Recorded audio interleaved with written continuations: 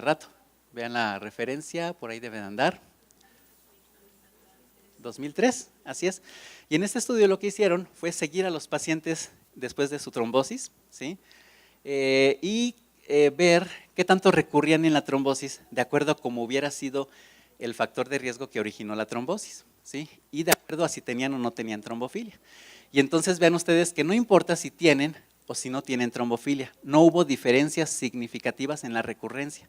Es decir, no importa si un paciente tiene o no tiene trombofilia. La recurrencia, como ya vimos en el otro cuadrito, los riesgos no son tan altos, ¿sí? Un paciente puede o puede no tener trombofilia y eso no nos va a permitir predecir la recurrencia. Entonces, ¿para qué le buscamos a un paciente trombofilia? Si no predice la recurrencia, pues habría que pensarlo bien, ¿sí? Lo que puede predecir la recurrencia es lo que tenemos en la gráfica de la izquierda. La condición clínica que dio origen a la trombosis, ¿sí? Los pacientes que más recurren en la trombosis son las trombosis idiopáticas, las que son no provocadas. O sea, el paciente tuvo trombosis de la nada, ¿sí? No hubo ninguna condición que originara la trombosis, no lo operaron, no estuvo viajando en avión, no estuvo hospitalizado, etcétera. O sea, de la nada. Esos son los pacientes que más recurren en la trombosis. Los que menos recurren en la trombosis son los pacientes que están con trombosis por cirugía, ¿sí? Bueno, pues ahí el culpable fue el cirujano y etcétera, ¿sí? Pues cuando el paciente deje de ver al cirujano, se vaya de alta, pues ya no tiene riesgo, ¿sí? Se va de alta, ya no está en el hospital, ya no lo van a operar, etcétera, ya el riesgo se le va. Por eso estos pacientes no recurren en la trombosis, ¿sí? Pero aquí en medio tenemos a los pacientes que trombosan por causa médica, o sea, hormonales, hospitalización, neumonía, un viaje en avión, etcétera. Esas no son cosas quirúrgicas, son causas médicas. Bueno, estos pacientes tienen un riesgo intermedio de recurrir. Entonces, ya viendo esto, uno dice, bueno, pues ¿a quién dejamos anticoagulados para siempre?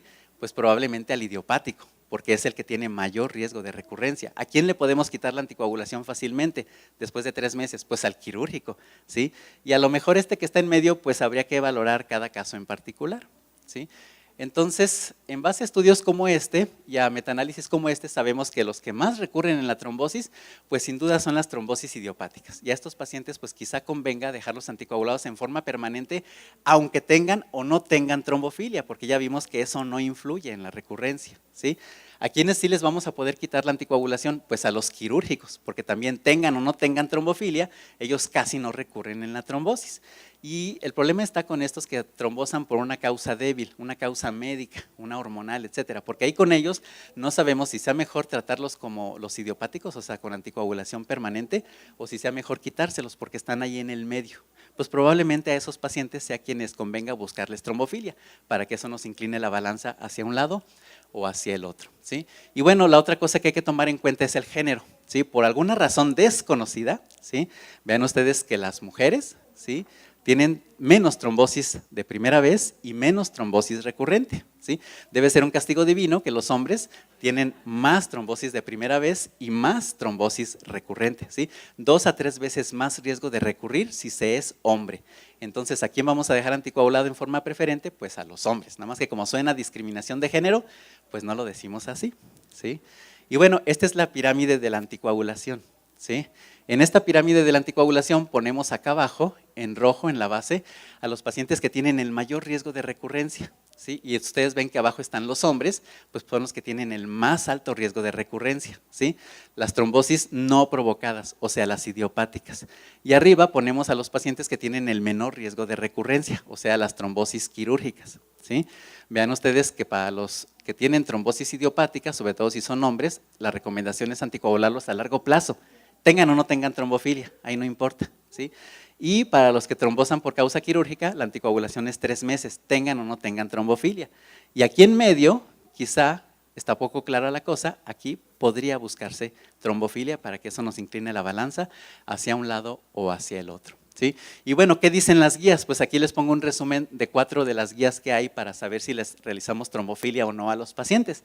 Y ven ustedes que todas las guías dicen, no debemos realizar trombofilia a los pacientes con trombosis provocada. ¿Por qué? Pues porque son los que tienen causa quirúrgica, o sea, ellos ya sabemos que les podemos quitar la anticoagulación y no hay problema, ¿sí? Y ven ustedes que también dice aquí no realizar a los que tienen trombosis no provocada, o sea, idiopática, porque ya dijimos, lo mejor es anticoagularlos en forma permanente, Pero aquí hay algunas guías que dicen solo a pacientes seleccionados. Bueno, ¿cuáles son esos pacientes seleccionados? Pues aquellos pacientes que por su riesgo de sangrado tengamos que quitarles la anticoagulación. Pues si tenemos que quitarle la anticoagulación porque tiene riesgo de sangrado o porque el paciente no quiere estar anticoagulado, pues a lo mejor ahí vale la pena buscarle trombofilia para que eso pueda decirnos pues si le podemos quitar o no la anticoagulación, aunque bueno, por eso dice ahí pacientes seleccionados y esto está a discusión. Vean que ni los mismos expertos en las guías se ponen de acuerdo, ¿sí? Lo que sí parece que hay un acuerdo es que no debemos estarles buscando trombofilia a la familia, ¿sí? Pues si la familia está sana y no tiene trombosis, pues ¿para qué les buscamos? Muy probablemente sí lo tengan, pero no por eso los vamos a estar anticoagulando, ¿ok? ¿Sí? Entonces las guías dicen pues no realizar, excepto quizá, tal vez, ¿sí? Vean ustedes a las mujeres que tengan en primer grado, o sea papá, mamá, una persona que ya se conozca con trombofilia de riesgo alto, ¿sí?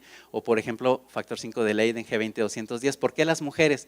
Porque ya sabemos que las mujeres pues toman hormonales o se embarazan y eso, más trombofilia, aumenta mucho el riesgo de trombosis. Entonces, si a alguien conviene buscarle trombofilia de los familiares, pues probablemente sea a las mujeres que tengan papá o mamá con una trombofilia ya conocida, ¿sí? Porque a esas mujeres, pues si les descubrimos algo, podríamos evitarles que lleguen a trombosar, ¿sí? Y bueno, las guías dicen que podemos buscarle trombofilia a los pacientes que les planeamos retirar la anticoagulación, pues también para saber si les retiramos con confianza o no, ¿sí? Y siempre, como dice aquí, buscar SAF, ¿sí? No está indicado buscarlas en trombosis arteriales, no está indicado buscarlas para pacientes que estén hospitalizados para ver si les damos tromboprofilaxis o no, ¿sí? Y pues esto ya lo vimos en todo lo que les he estado mencionando. ¿Sí? ¿En quiénes es más útil? Pues en aquellos que no sabemos bien qué hacer, en los que tienen un riesgo intermedio, pues, ¿sí? Y bueno, trombosis en sitios inusuales hay muchas, ¿sí? Pero vean ustedes que no todas se asocian a trombofilia. ¿Cuáles son las trombosis que sí se asocian a trombofilia? En sitios inusuales, pues son las trombosis de los senos venosos. Vean que sí se asocian a trombofilia y sí se recomienda buscarle. ¿Cuáles otras? Pues la trombosis esplácnica, la portal, la mesentérica, ¿sí? El síndrome de Budd-Chiari, todos estos sí se asocian a trombofilia y sí se recomienda buscar, no en otros. O sea, por ejemplo, en la trombosis de la retina no, en la trombosis del brazo no, en la trombosis de la renal, de la esplénica, de la ovárica tampoco, porque ahí más bien son causas locales, no es trombofilia, ¿sí? Entonces, si a alguien le vamos a buscar trombosis en sitio, trombofilia en sitio inusual, pues son a las cerebrales y a las esplácnicas, ¿sí? Bueno. ¿Y cuáles son las pruebas que se recomiendan actualmente? ¿Sí? Pues las pruebas que se recomiendan actualmente es la búsqueda funcional de la actividad de antitrombina, ¿sí? Buscarle la actividad funcional de la proteína C en base a este ensayo amidolítico con este veneno de una víbora, ¿sí? Un ensayo coagulométrico para buscar actividad funcional del nivel de la proteína S y pruebas moleculares de PCR para factor 5 de Leiden y G20-210. Nada más que hay que tener mucho cuidado. Hay una serie de condiciones que antes de que nosotros afirmemos que el paciente tiene baja su proteína C o su proteína S o su antitrombina por causa genética, tenemos que descartar muchas cosas adquiridas, ¿sí? Entonces le tenemos que pedir al paciente a veces 2 o hasta 3 determinaciones para poder estar seguros, o sea, no a la primera decir que eso es por causa genética, ¿sí? Además, hay test muy engañosos como este de la proteína S, que dan muchos resultados falsos, es un test muy imperfecto. Entonces siempre tenemos que estar seguros, ¿sí? Y vean ustedes cómo los anticoagulantes pueden hacer la cosa más engañosa. Entonces nunca se recomienda andar buscando trombofilia sobre el efecto de anticoagulantes. Por ejemplo, los nuevos anticoagulantes a veces pensamos que no tienen efecto y ven ustedes que los nuevos anticoagulantes incrementan los niveles de antitrombina falsamente, incrementan los niveles de proteína S en forma falsa. Entonces a lo mejor el paciente sí tiene deficiencia, pero yo se lo estoy midiendo en ese momento cuando tiene Rivaroxaban, por ejemplo, y pues va a salir falsamente normal, ¿sí? Aquí pues no se ve muy bien porque está muy llena la tabla, pero vean que el anticoagulante lúpico con cualquier anticoagulante puede dar falsos positivos. Entonces tampoco busquemos anticoagulantes lúpicos mientras el paciente está anticoagulado, ¿sí? Y bueno, ¿cuándo realizar las pruebas? Bueno, esto lo tomé de estos autores que dicen que, pues como el paciente le vamos a tener que hacer su anticoagulación reglamentaria 3 o 6 meses y eso no va a cambiar, tenga o no tenga trombofilia, pues no tenemos por qué angustiarnos en los primeros 3 a 6 meses. Anticoagulémoslo lo que le toca y al final le podemos hacer esto. Dicen ellos que todavía cuando el paciente está anticoagulado, al final de los 3 o 6 meses que le vayamos a dar, le podemos medir el dímero D. Sí, acuérdense que el dímero D, si le suspendemos la anticoagulación y se eleva después, es un factor de riesgo para recurrencia. ¿Sí? Le medimos las cosas genéticas, acuérdense que las cosas genéticas no se modifican por el hecho de estar anticoagulado. Aquí el paciente está todavía con su anticoagulación.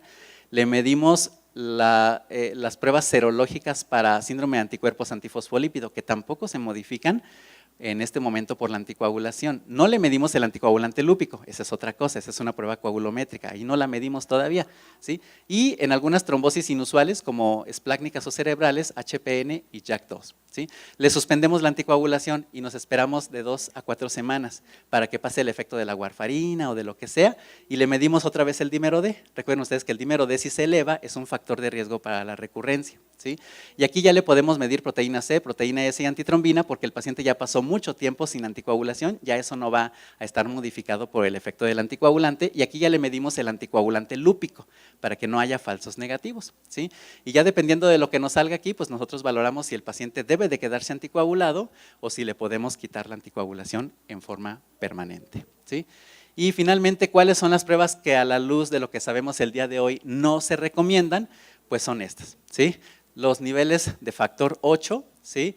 En un tiempo se consideró una prueba de trombofilia muy importante, pero sabemos hoy que el factor 8 es un reactante de fase aguda, aumenta por muchas condiciones, la mayoría de ellas adquiridas, y ni siquiera tenemos un valor de corte que digamos arriba de tanto de factor 8 es trombofilia, no existe, entonces no se recomienda buscar factor 8. Tampoco se recomienda estar buscando la mutación de la metilente tridofolato reductasa porque esto lo que da es homocisteína elevada. Pero la homocisteína se puede elevar por muchas otras condiciones. Además de los mexicanos, el 70% tenemos alguna mutación aquí, algún polimorfismo aquí, y no por eso nos está dando la trombosis. Bueno, espero, ¿sí? Y el síndrome de las plaquetas pegajosas, tampoco se recomienda buscarlo, ¿sí? El síndrome de las plaquetas pegajosas es una condición que al día de hoy todavía no está totalmente aceptada, ¿sí? No hay estudios claros de su causa, ¿sí? No sabemos nada de su condición fisiopatológica clara, ¿sí? Y tampoco hay estudios amplios con